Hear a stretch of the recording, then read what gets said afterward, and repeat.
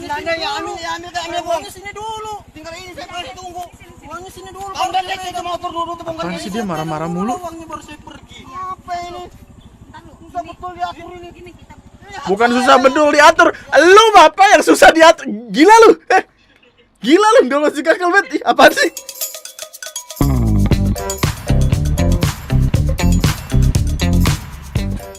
Hai, selamat datang di video gue kali ini dan selamat datang kembali di TNM. Selamat datang di sebuah tradisi bulanan channel ini, dimana kita bakal ngebikin sebuah video yang namanya TNM Recap, dimana kita bakal ngeliat-liat kelakuan dari orang-orang yang belum sempat masuk ke video-video TNM karena bulan Mei itu adalah bulan yang membahayakan. Banyak banget perkara yang terjadi silir berganti. Yang malam gue udah tahu besok mau ngebahas apa. Paginya ada lagi. Kayak nggak bisa ditinggal tidur gitu men. Kayak ribut-ribut di Twitter lah. Pokoknya lu malam tidur nggak ada apa-apa, bangun tidur kelewatan sesuatu gitu. Ini negara kita tercinta. Kayak ini deh kita. Gue udah nemuin beberapa hal di IG yang rasanya cukup lucu untuk dilihat. Kayak contohnya perkara ini deh. Jadi intinya dia kayak lagi berantem gitu di MRT, KRL gitu loh. KRL apa sih? Komuter lain. Dia kayak lagi ribut gitu, berantem sama orang di komuter lain. Dia marah-marah, teriak-teriak segala macem, banting HP, banting headset. Tapi waktu Tupperware ditaruh di bawah, kagak dibanting gitu. Ya, itu namanya tradisi. Mau semarah apapun kita, emosi kita meluap-luap atau gimana, kalau misalkan Tupperware punya emak dipegang, taruh di bawah. Tidak boleh dibanting, karena kalau itu dibanting, kita ikut dibanting, ya. Oke. Ini persis mah gue nih, kayaknya mah gue lebih sayang sama Tupperware daripada manaknya dah. Gue main 3-4 hari kagak dicariin, Tupperware baru sehari kagak ada, langsung nyari ke rumah gue, katanya anjing. Bagus. Kayaknya kalau Tupperware bisa ditaruh kakak, ditaruh dah.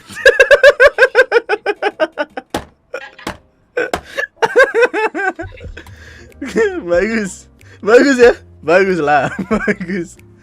Tapi gini, kita bakal ngebahas beberapa hal kayak perkara sepeda, perkara bapak-bapak, ibu-ibu, CEO TikTok yang pensiun, Malioboro dan lain sebagainya. Tapi biar gue mulai perkaranya lewat sebuah apa sih namanya, perkara. Biar gue mulai perkaranya lewat sebuah perkara aneh banget. Lewat sebuah kasus ya yang sempat rame banget, tapi gue nggak sempat bahas karena niatnya pengen gue masukin di TNM Recap ini.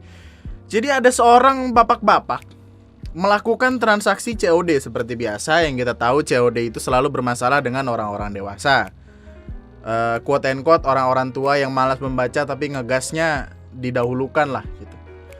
Jadi Batosai ini gue dari kemarin selalu suka untuk ngasih terus Batosai karena dia ngeluarin katana anjing. Lu tau Batosai gak sih yang di Samurai X gitu? Batosai ini dia marah-marah setelah ngelakuin transaksi COD, kemudian ngeluarin katana buat ngancem si abang kurir buat ngebalikin duit dia. Kronologis kejadiannya adalah si bapak-bapak dengan inisial MDS ini melakukan transaksi COD seharga 85.000. Dia ngebeli sebuah jam dari marketplace gitu. Kayak gue nggak dijelasin sih marketplace-nya apa. Mungkin Facebook, mungkin kayak e-commerce kayak Tokopedia, Lazada atau apa, nggak dijelasin. Tapi intinya dia ngebeli barang transaksi COD seharga 85.000. Tapi ketika barang itu udah dibayar, jadi kan emang metodenya bayar dulu baru barang diterima terus dibuka kan. Dia udah ngasih duitnya seperti yang orang-orang harusnya lakukan. Tapi ketika dibuka, barangnya tidak ada, hanya berisi kertas-kertas yang tidak beraturan. Kemudian dia marah-marah, loh kok isinya kertas, kan gue mesen jam. Gobloknya dia marah-marah ke abang kurir. Yang mana tolol. Kalau kata Om Deddy apa? Tolol lah. Yang mana tidak masuk akal. Tapi kemudian setelah dia tahu dia ditipu, dia minta duitnya balik. Cuman cara dia minta duitnya balik adalah dia ngeluarin katana dari dalam rumahnya. Yang gue juga nggak tahu kenapa dia punya itu. Mungkin dia alumni SMA yang sering tawuran, kita nggak tahu juga.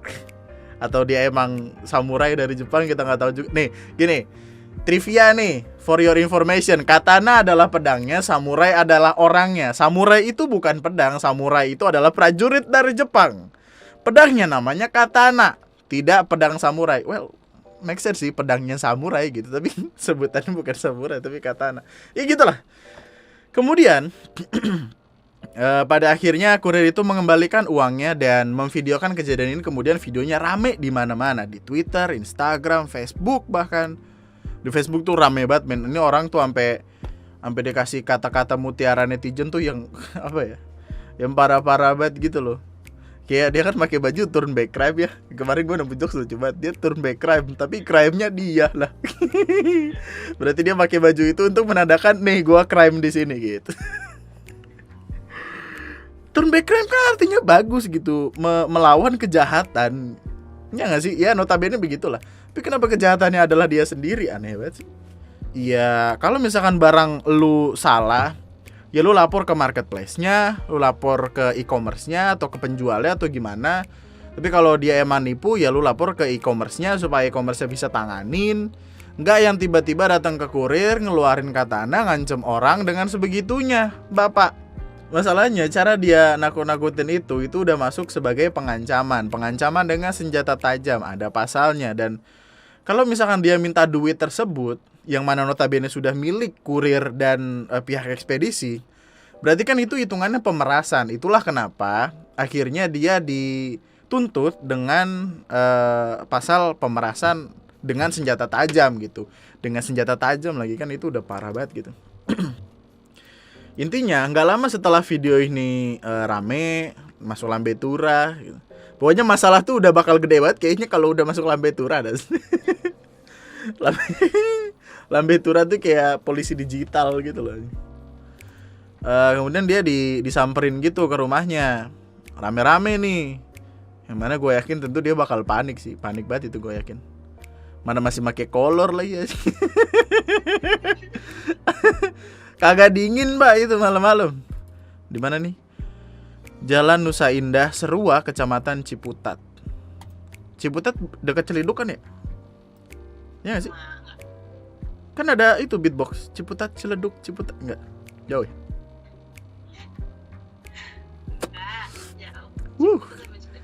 Yang gue sebel adalah ketika dia ditangkap, dia ngebalikin omongannya dengan kalimat yang gak masuk akal. Dia bilang gini, mau pakai jalur apaan aja kita bantu, ayo. Kan masalah besar nih karena Bapak sampai ngeluarin golok. Saya, nah sekarang Gitu gini. masalahnya ya kan. Yang disayangkan kayak gitu udah viral. Nah, harusnya boleh kita emosi, ada batasannya. Kalau misalnya satu ngeluarin benda tajam sampai ibadah dikeluarin, ternyata itu sama aja kayak ibadah kena pasal. mengancam nyawa seseorang, Nah, betul. itu kan abang bisa proses. Nah nanti tidak saya juga proses juga kurir abang. Iya. Nih, yang sebel adalah kenapa dia ngebalikin kurirnya itu dengan ancaman kalau bakal nuntut juga gitu. Kalaupun dituntut, apa tuntutannya gitu?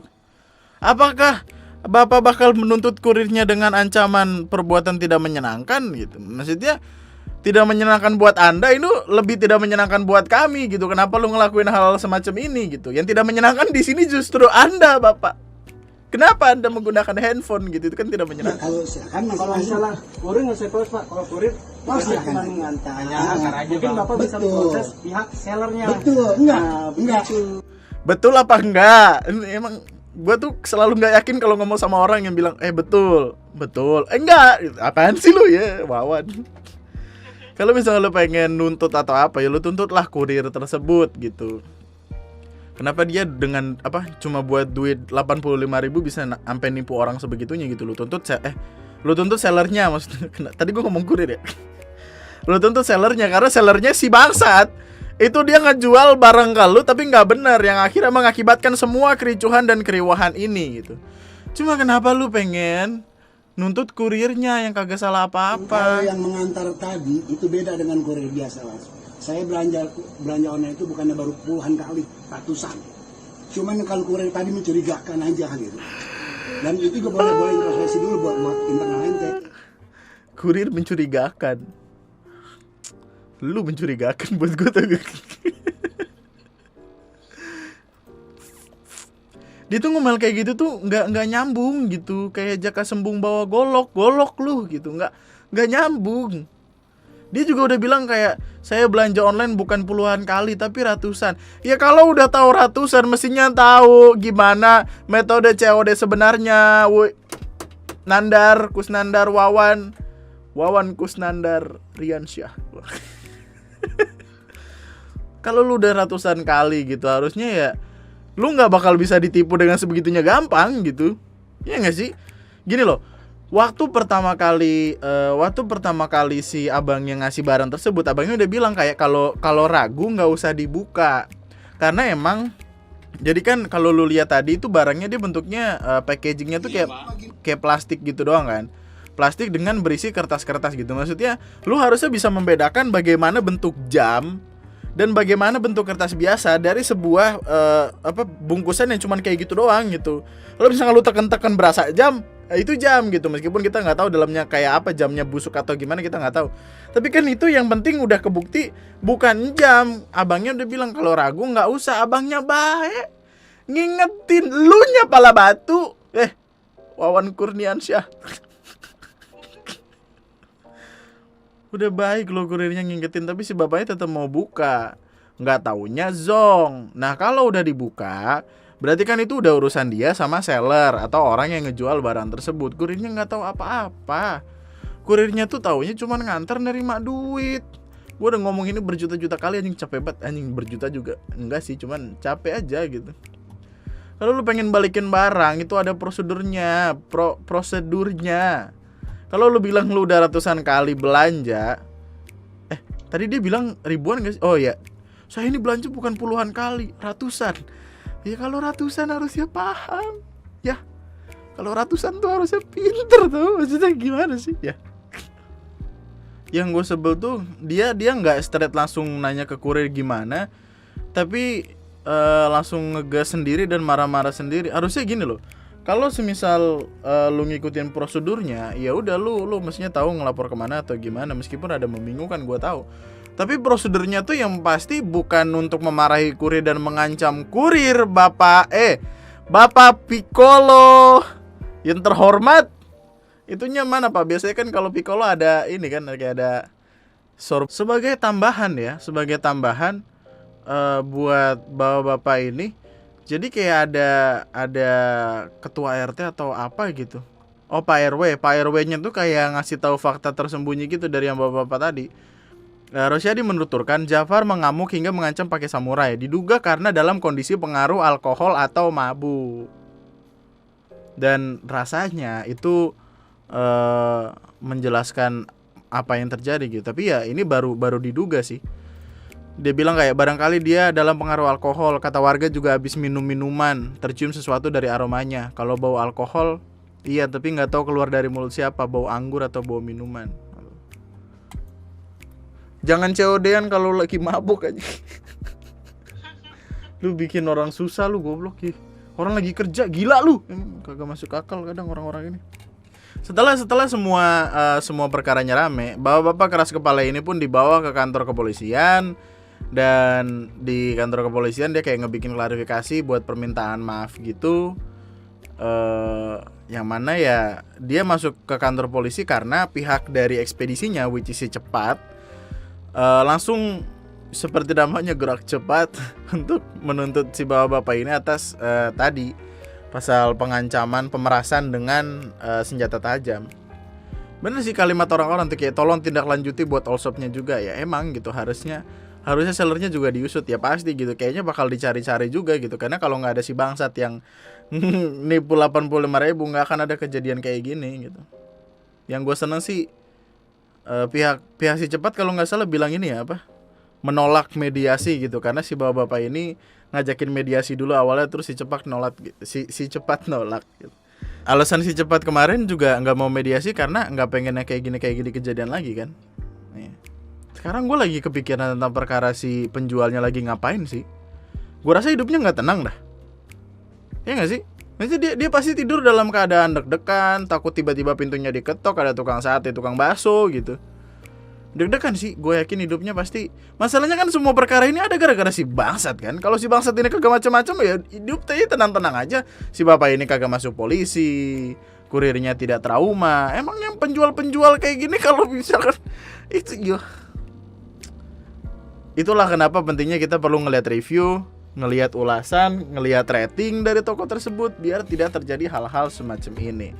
Dan semoga nanti sellernya, penjualnya bisa masuk neraka dengan basement paling bawah di basement neraka tuh gak lu?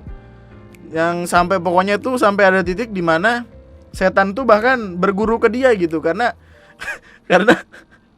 kelakuannya lebih setan dari setan gitu. Jadi suhu ampun suhu gitu. Setan kayak suhu ajari aku gitu.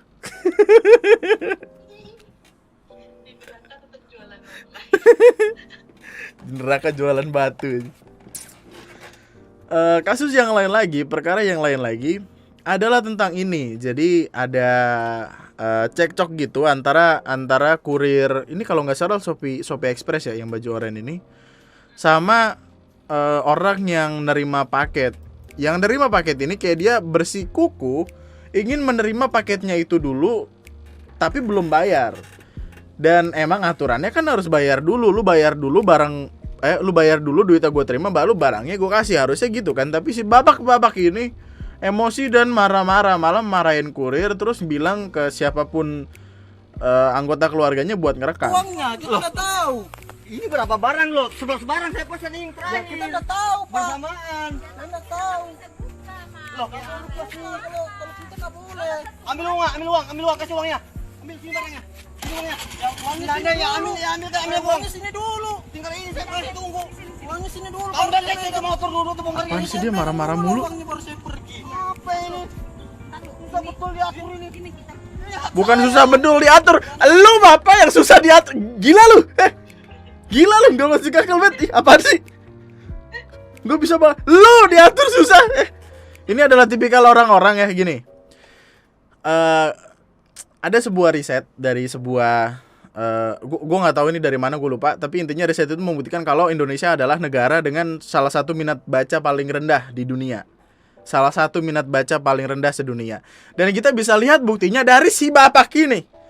Dia minat bacanya rendah tapi ngegasnya tinggi nih. Maksudnya dia nyuruh orang, ngatain orang gak bisa diatur tapi hidupnya diatur susah gitu. Abang itu kayak kasihan gitu. Dan gue respect sama abangnya gitu. Maksudnya abangnya punya pendirian untuk tidak memberikan barang itu sebelum dibayar gitu. Ya mana respect. Tolong Shopee naikin gajinya gitu. Tapi masa sih baru perkara COD yang satu kelar udah ada lagi gitu. Ini yang tadi gue bilang ketika gue tidur masalahnya nggak ada, bangun, nah lu nongol itu. Saking banyaknya orang kayak di Indonesia, gue nggak. Negara paling banyak populasinya di dunia apa sih? Rusia ya? Cina? Gue nggak tahu deh apa yang terjadi di China gitu. Gue yakin kalau di China ada channel YouTube kayak TNM, buset, upload tiap hari itu. Pun banyak banget orang kan bisa bermiliar-miliar. Yang jadi point of view gue juga adalah si bapak ini minta siapapun anggota keluarganya itu buat ngerekam dia gitu. Maksudnya for what kind of reason lu ngerekam kelakuan bego dari diri lu sendiri? Maksudnya bang kurirnya nggak salah, bang kurirnya bener. Kenapa lu malah seolah-olah pengen ngasih tahu ke dunia kalau otak lu tuh lebih kecil dari amandel lu gitu? Bayangin, bisa bayangin gak lu? Amandel nih. Mentangnya kecil lu gitu. Maksudnya ngegasnya didahuluin. Tahu hitung-hitungannya juga. Dia itu tadi bilangnya kayak dia beli paket banyak secara bersamaan. Paket yang lain udah nyampe. Ini dia yang terakhir. Kenapa nggak bisa diterima dulu dan lain sebagainya gitu. Tapi gua rasa ya pihak ekspedisi atau kurir gitu, kan kemarin gue bilang harus ngasih insentif lebih untuk masuk gym ya.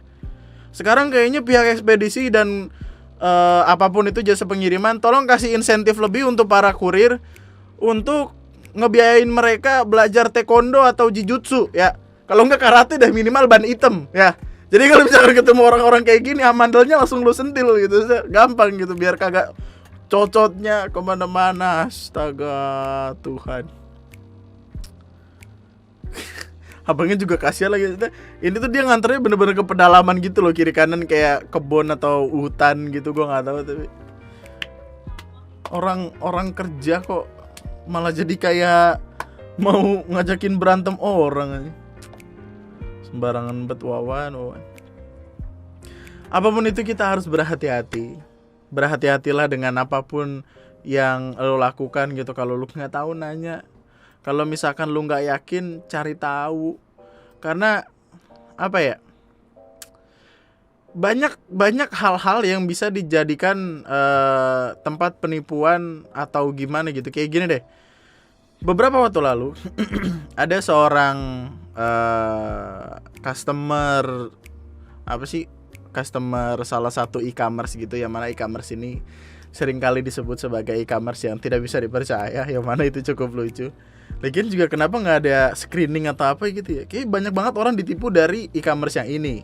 Gue nggak mau sebut yang mana, tapi si Mbak ini ngebeli ngebeli drone gitu. Drone-nya harganya 55.000, yang mana cukup nggak masuk akal gitu. Dia ngebeli drone ini seharga 55.000. Yang mana setelah gue cari tahu, ini kan kita bisa cari nih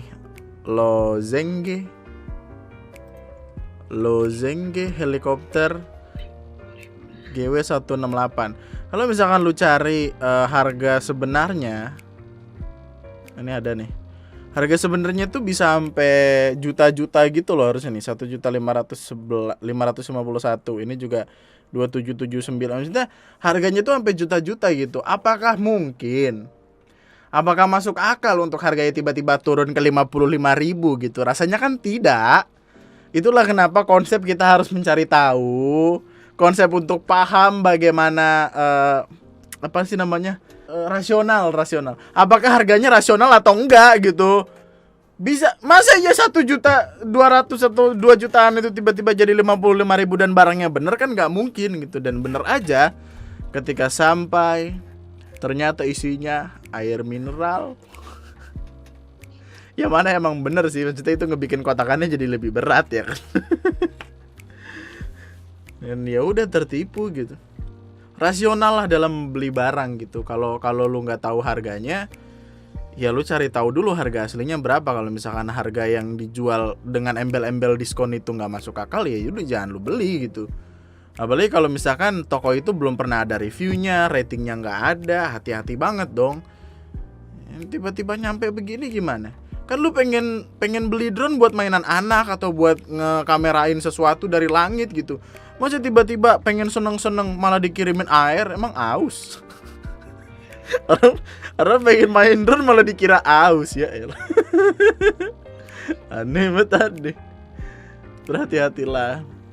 Waktu itu kan gue sempat ada di Lunati Podcast Spesial sempat ngebahas tentang perkara ini. Ada jam tangan pria modis, jam anti air, jam naga casual deh.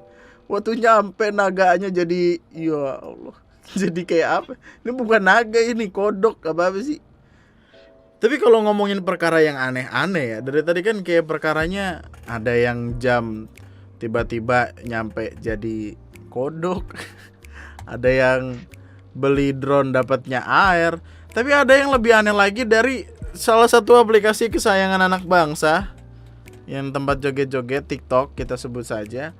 Dimana lagi rame sebuah video yang saking anehnya tuh gue sampai nggak bisa bedain apakah dia lagi bercanda atau emang nggak lulus SD aja gitu. Jadi siapapun orang yang ngebikin video ini, dia pengen bilang kayak kalau orang udah divaksin tangannya tuh bisa nempel duit gitu, bisa nempel duit logam, uang logam bisa nempel di tangannya. Yang mana cukup tolol karena argumen dia adalah microchip ada di tangan. Ada konspirasi elit global. Kita dikuasai elit global. Gerakan kita Kita coba nih. Ini dia belum divaksin nih. Lepas. Sama lagi. Pengen cobain nih anjing. Divaksin, coba tempelin. Gue belum divaksin nih ya. Emang si anjing ini.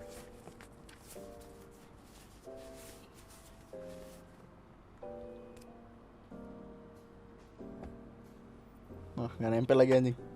Cari duit lain. 2.000-an nggak nempel. Maunya 100.000 sih kayaknya. Ya nih, banyak nih gua nih. Ini kan logam nih.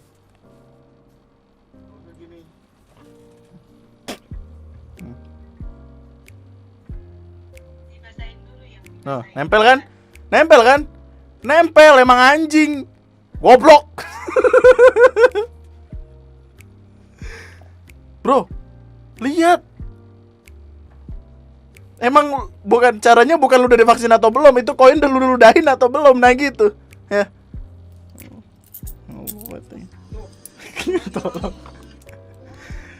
Anak-anak, itulah kenapa kita harus belajar teori gravitasi. Dan itulah kenapa kita harus lulus sekolah dulu untuk paham apa yang terjadi di dunia. Kalau lu belum belajar sesungguhnya, jangan megang HP, lu ntar kelihatan goblok lu yang ada lu. Aneh orang. Gua nggak tahu dia bercanda atau emang nyari sensasi, gua nggak paham sih. Soalnya kalau gue cek video TikToknya, mana sih audio, gue matiin dulu. Yang nonton tuh udah 2 juta something gitu loh. Ini emang dia lagi pengen nyari ini aja, pengen nyari keterkenalan atau apalah itu. Aneh banget. Kagak masuk juga. Masa setelah divaksin tiba-tiba kita jadi X-Men anjing? Masa tiba-tiba setelah divaksin bisa milih kekuatan anjing? Gue sih pengennya terbang, nggak pengen ada magnet nempel. Gue kalau misalkan punya kulkas di rumah gimana? Masa kerjaan gue nempel di kulkas, goblok lu. Tolol. Abis vaksin jadi Magneto. Jadi Magneto kerjaannya nempel di kulkas aja ya kan. Sampingnya ini apa? Tempelan Singapura ya kan. Borobudur. Terus ada logo-logo Apple. Taman Safari di bawah lu, Taman Safari. Temenannya sama Taman Safari anjing. Kulkas apa belakang mobil? Aneh gitu. Indonesia tuh udah mau bikin kayak Silicon Valley-nya Indonesia kan, kayak bukit algoritma gitu. Mau ada industri, udah industri 4.0 gitu. Tapi masih ada orang-orang kayak gini, gue mah heran. Ini kalau misalkan nanti di Indonesia udah ada 5G ya, teknologi internet 5G yang lebih kencang dari 4G, ini kebodohannya pasti akan wush, melanglang buana ke seluruh Indonesia gitu. Ini tuh soalnya jadi kayak apa ya? Jadi kayak 11-12 sama... Ntar dulu, nih ada lagi. Katanya kalau sudah vaksin kunci akan menempel, ternyata. Aduh. Tahu gak caranya supaya itu nggak nempel? Mandi. Ya. Mandi. Tolong disabunin. Tolong dikosok-kosokin pakai batu kali, tau gak? Di Tokopedia ada yang jual tau batu kali gocengan 1. Serius dah, gue gak bohong, sumpah. Waktu itu mak gue beli soalnya. Nggak gini, kalau emang lu udah mandi itu tidak akan nempel loh. Tidak akan nempel sebegitunya gampang. Sorry aja nih. Gue ngasih tahu. Bye. Berarti emang badan lu keringet semua itu, sampai lengket begitu. Itu tuh sama aja kayak perkara ini loh. Perkara waktu itu ada orang yang bilang waktu itu sempat ada hoax goblok-goblokan yang mana tolol banget, yang mana hoaxnya itu bilang kalau setelah vaksin orang jadi nggak bisa ngaceng. Sorry, nggak bisa ereksi. Itunya dia nggak bisa berdiri. Waktu itu ada. Dan anjing ini gue susah ngejelasinnya karena gue proofnya udah gue lupa di mana. Tapi intinya ada postingan gitu. Dan postingannya persis kayak gini. Ada orang cerita di DM terus diposting sama salah satu akun. Kolom komentarnya berisi orang-orang yang bilang kalau iya nih saya juga habis vaksin, besoknya saya tidak bisa bangun itunya. Kata gue emang bukan gak bisa bangun, emang kayaknya kecil aja.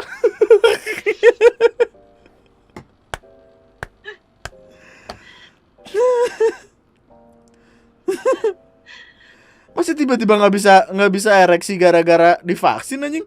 Kecuali lu disuntiknya di titit baru lu bingung, cenut sakit. Ya jadi nggak bisa bangun. Aneh banget orang-orang, serius dah. Nih gue curiga palanya kebanyakan nyerap kaporit nih dari kolam renang nih. Ini yang dia berenang nih tapi palanya doang dimasukin buat nyerap kaporitnya. Jadi otaknya terdegradasi. Terus ya udah gitu. Kayak apa? Mengecil jadi kayak kerupuk lu taruh di magic jar, tau gak? Belum pernah kan lu naruh kerupuk di magic jar? Coba dah. Mengkerut ntar dia. Persis kayak otak-otak yang bikin kayak gini nih, tolol. Itulah kenapa kawan-kawan kita harus bersekolah 9 tahun minimal, supaya pendidikan kita dapat dan kita tidak menjadi tolol. Oh iya, 9 kenapa ya? Oh iya 12, sorry 12. Kalau bisa sampai kuliah jenjang lebih tinggi, ya. Tolong, supaya logika jalan, supaya tidak berakhir dengan seperti orang-orang, wah, banyak kan marah-marah jadi ngeblank anjing. Astaga ya Allah Tuhan.